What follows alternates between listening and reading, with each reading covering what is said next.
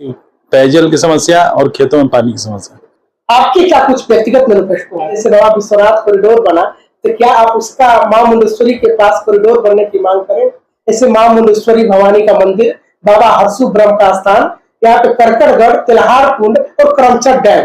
तो ये भारत जोड़ो क्या, ये तो समाज तोड़ने वाली यात्रा थी। बहुत हुई महंगाई की मार, अब की बार नहीं चाहिए भाजपा सरकार। छेदी पासवान जी का टिकट कट जाने से लोग कह रहे हैं कि पासवान विराती नाराज है, क्या मानते हैं?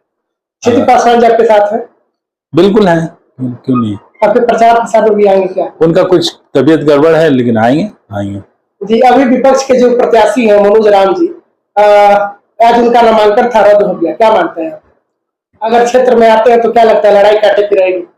वंदे भारत समाचार की टीम चुनावी कवरेज के दौरान रात्रि के 10 बज रहे हैं, फिर भी रुक नहीं रही है, लगातार कवरेज पे कवरेज आप सभी दर्शकों को देते जा रही है। ऐसे में वंदे भारत समाचार की उपस्थिति हो चुकी है सुरेश राम जी के यहाँ, जो कि सासाराम लोकसभा क्षेत्र के बीजेपी एनडीए के प्रत्याशी हैं। तो ऐसे में इनसे जानना बहुत जरूरी हो जाता है कि लगातार क्षेत्र में जा रहे हैं तो डायरी भी रखे होंगे, तो उस डायरी पे कौन कौन सी समस्याओं को नोट कर रहे हैं, ताकि अगर इनको मतदाता जितने मालिक हैं अगर अपना बहुमूल्य कीमती वोट अगर देते हैं तो उनके हक के लिए, उनके विकास के लिए क्या कुछ विकास के कार्य करेंगे, तो तमाम बातचीत होगी। और आप सभी दर्शकों के दिमाग में जो प्रश्न चल रहे होंगे वो प्रश्न को भी पूछेंगे। आप लोग लगातार आप इंटरव्यू में बने रहेंगे और पूरी बातों को सुनते जाएंगे। पहले तो बहुत बहुत स्वागत है आपका वंदे भारत समाचार। बहुत बहुत धन्यवाद जी। बिल्कुल, जानना बहुत जरूरी हो जाता है तो क्या क्षेत्र में जा रहे हैं, तो क्षेत्र में क्या क्या समस्याओं को आप देख रहे हैं बारीकी से? सबसे पहले वंदे भारत के व्यूअर्स को मैं प्रणाम करता हूँ।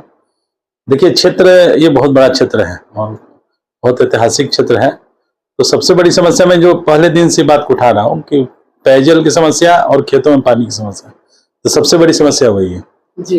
तो और भी कुछ समस्याएं हैं जो कि युवाओं को लेकर के, रोजगार को लेकर के, यहाँ पे स्थानीय कहें तो कुछ रोजगार को लेकर के क्या कुछ समस्या आप देख रहे हैं?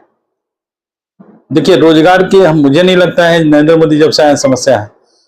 कहीं समस्या है तो हम अपने बच्चों को अच्छे शिक्षा दें, जिस बात को मैं बार बार उठा रहा हूँ, जो बाबा भीमराव अम्बेडकर जी शिक्षित बनने की बात कर रहे हैं।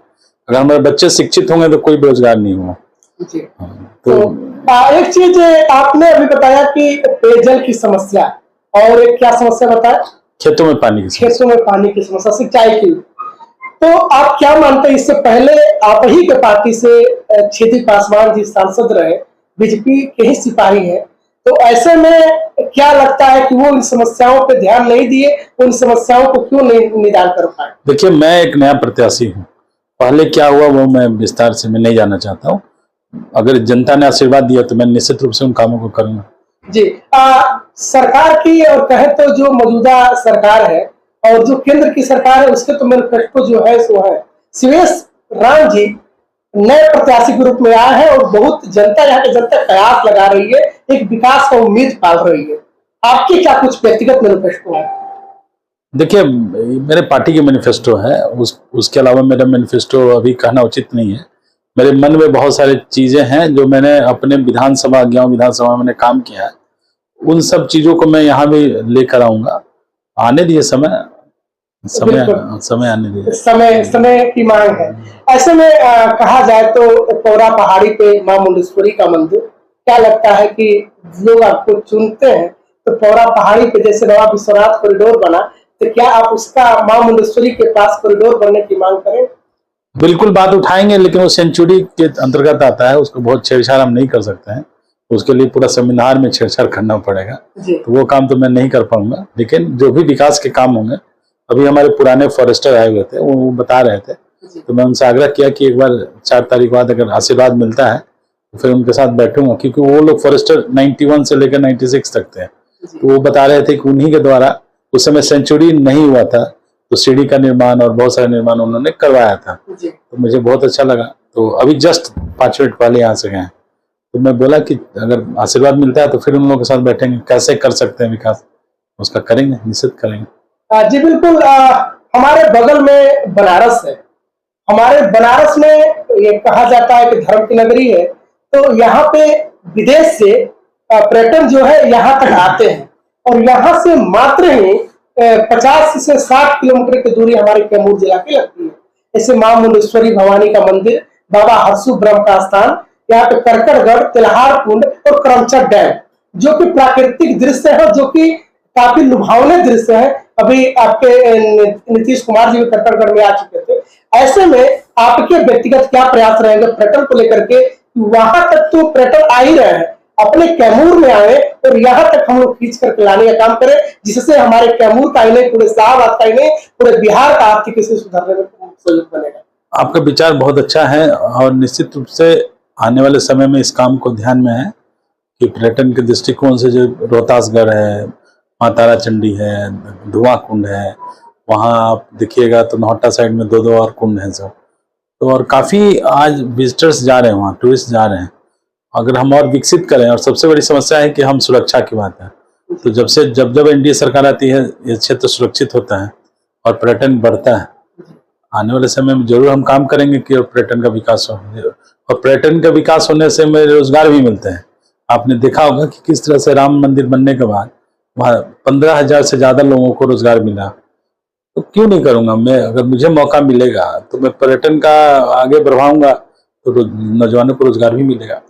इस बार राहुल गांधी जी जो विपक्ष के नेता है, भारत जोड़ो यात्रा पर निकले थे।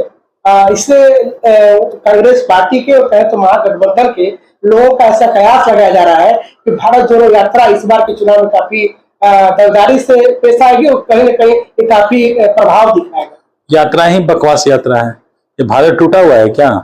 भारत जो टूटा हुआ था वो तो नरेंद्र मोदी ने जोड़ने का काम किया था, 370 हटाकर कश्मीर को एक में करने के बाद। भारत जोड़ो यात्रा क्या होता है?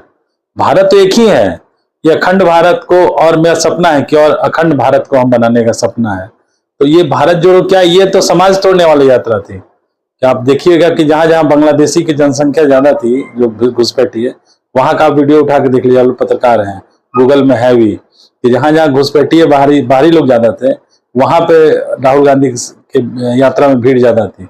ये देश को तोड़ने वाली यात्रा है, देश को जोड़ने वाली यात्रा नहीं है।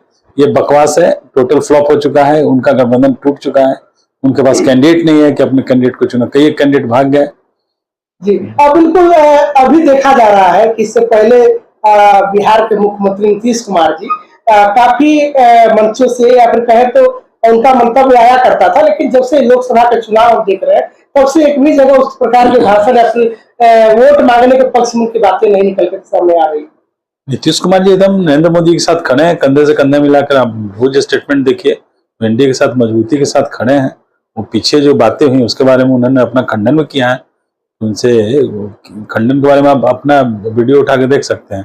नीतीश कुमार जी नरेंद्र मोदी जी के मंच पे अपने पुराने कामों का खंडन किए हैं। उन्होंने दावा किया कि जो काम नीतीश कुमार और एनडीए के सरकार में हुआ वो तेजस्वी यादव अपना भजा रहे थे, इसलिए वो तंग आकर वो छोड़ दिया उनको। तो क्या आप विश्वास मानते हैं कि इस बार फिर दोबारा नहीं जाएंगे आरजेडी में? जी नहीं, जनता इस बार पूरे नरेंद्र मोदी के साथ खड़ी है। अच्छा। तो जनता के विश्वास को इस बार नहीं तोड़ेंगे। नहीं, एक चीज अभी लोग कह रहे हैं कि बहुत हुई महंगाई की मार, अब की बार नहीं चाहिए भाजपा सरकार। अभी कुछ लोगों का नारा हमने देखा, तो क्या मानते हैं कि आप व्यक्तिगत मानते हैं क्या कि महंगाई बढ़ी है? बिल्कुल नहीं मानता। आप मेरे होश में मैं देखा था कि पैरों में लोग चप्पल नहीं पहनता था, शरीर में कपड़ा नहीं होता था। आज तो सारा महंगाई कंट्रोल में है और दुनिया के 5वें नंबर की अर्थव्यवस्था हमारी है। तो महंगाई कहाँ है? आप देख लीजिए, लोगों के घरों का स्थिति देख लीजिए, पहले से बेहतर स्थिति है।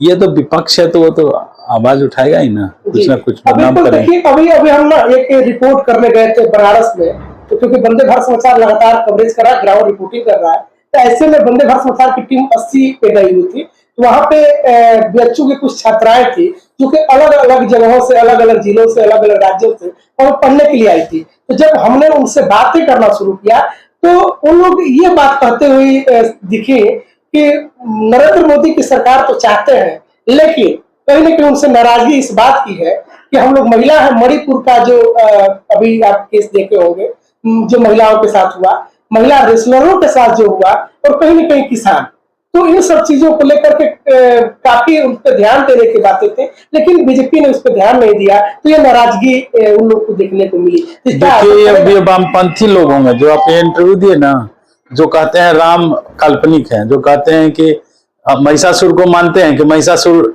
दलित था, तो जब महिषासुर है तो माँ दुर्गा भी है, काली भी है ना। वो ऐसे लोगों की भावना है, कहीं ऐसी कोई भावना नहीं। देश बहुत सुरक्षित है। आप भी उठा के देख सकते हैं, जब से नरेंद्र मोदी है पूरे देश में कितनी शांति है, कोई दंगा नहीं है। तो अब मैं फिर आपसे ये रिपीट करता हूँ बात, ये लोग कहते हैं कि राम काल्पनिक है, तो फिर ये कहाँ से हो गए, शंभू कहाँ से पैदा हो गए? जब रामे काल्पनिक है तो शंभू का नाम क्यों लेते हैं?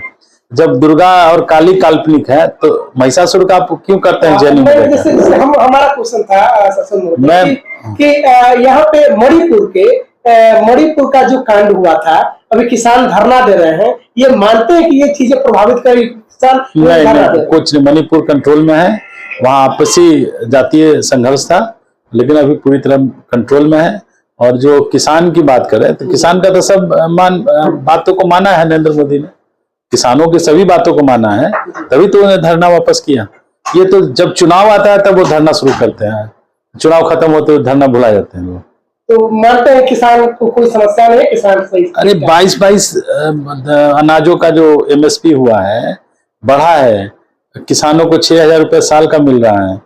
अब क्या चाहिए? हर घर में खुशहाली है। हर जी जरूर। एक चीज से बहुत याद आया, मोदी जी के ये जो कार्य है, जो किसानों के खाते में जो डायरेक्ट 6,000 रुपये जो आ रहे हैं, इस कार्य से काफी लोग खुश, हमने काफी रिपोर्टिंग भी किया था, इस कार्य से काफी लोग खुश नजर आए। क्या और भी जो प्रोसेस है, और भी जो योगदान है, या फिर और भी जो योजनाएं हैं डायरेक्ट लाभार्थी तक पहुंचाने में किस प्रकार सबकी सरकार? देखिए 80 करोड़ लोगों को डायरेक्ट अनाज मिल रहा है जी। सबसे बड़ी जो हमने देखा, जो आजादी के बाद हमारे जो इस देश में गरीब बिना इलाज के मरते थे, उन सबको 5 लाख का बीमा आयुष्मान भारत किया। अभी हमारे मैनिफेस्टो में 70 साल के कोई लोग हों उनको 5 लाख, ये तो बहुत बड़ी बात है।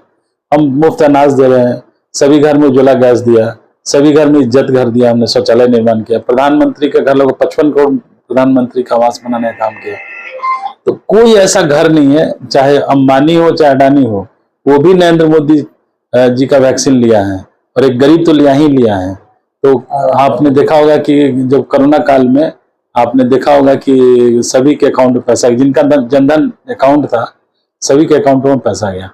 तो ऐसा नहीं है कि इस देश का हर नागरिक नरेंद्र मोदी जी जो अपने को कहते हैं कि वो सेवक हैं, तो वो सेवा किया है, हर एक नागरिक का उन्होंने सेवा किया है। क्षेत्रीय पासवान जी का टिकट कट जाने से लोग कह रहे हैं कि पासवान विरासती नाराज है, क्या मानते हैं? ऐसा कुछ नहीं है, हमारे नेता चिराग पासवान जी हैं, ऐसा कुछ नहीं है। एनडीए के साथ पूरे प्रदेश का पासवान लोग एनडीए के साथ खड़ा है। ये भारतीय जनता पार्टी, उनकी उम्र हो चुकी थी, उनके स्वास्थ्य का प्रॉब्लम था। क्षेत्रीय पासवान जी आपके साथ है? बिल्कुल है, क्यों नहीं। आपके प्रचार प्रसार में भी आएंगे क्या? उनका कुछ तबीयत गड़बड़ है, लेकिन आएंगे जी। अभी विपक्ष के जो प्रत्याशी हैं मनोज राम जी, आज उनका नामांकन था, रद्द हो गया, क्या मानते हैं? उनका व्यक्तिगत मामला है, उसमें मैं क्या बोलूं।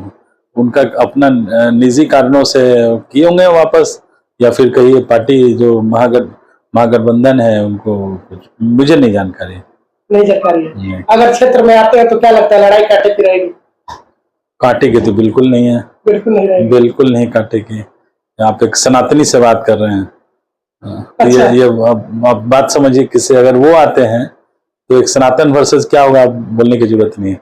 तो क्या मतलब सनातनी वो नहीं है क्या? जैसे अभी सुरेश राम लिखते होंगे, मनोज राम लिखते हैं, तो फिर सनातनी की क्या बात? क्षेत्र की जनता जानती है, बोलने की जरूरत नहीं, क्षेत्र की जनता जानती है। जी बिल्कुल। तो अभी तक से आप सुरेश राम जी को सुन रहे थे, और आपको हमें लगता है कि जो आपके दिमाग में क्वेश्चन चल रहे होंगे, वो सारे क्वेश्चन का जवाब जहां तक मिल गया होगा।